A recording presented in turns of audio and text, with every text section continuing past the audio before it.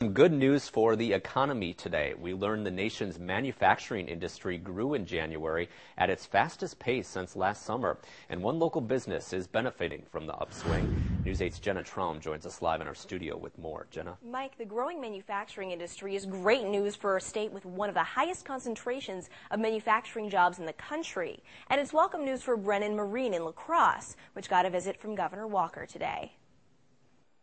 For Brennan Marine, any boost in the manufacturing industry means their business is looking up. The stars are aligning in that direction presently. That's because the company transports manufacturing materials like steel and cement on its barges. So when orders for those bulk commodities go up, Brennan Marine's business feels a domino effect, a bright spot in what has been a tough few years. Oh, we were hit very significantly.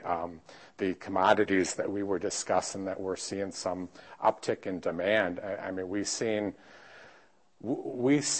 volumes decrease to levels that we had not seen in 10, 15 years. But now the company is looking to expand. And with Governor Scott Walker in town visiting Brennan Marine, Peeler says he hopes the state will loosen up on regulations so it can grow even more. We need to have a business-friendly regulatory environment. That's it in a nutshell.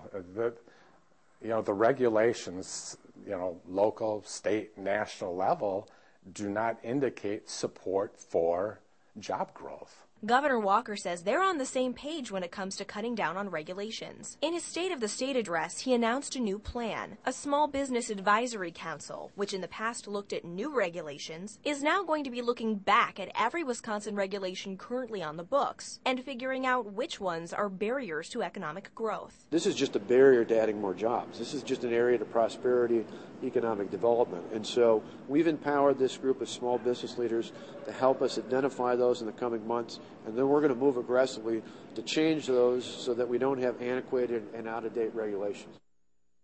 Something else both Governor Walker and Peeler agree on is the need to take a closer look at investing in our state's infrastructure. Thanks, Jenna. The governor was visiting La Crosse today as part of his post-State of the State tour.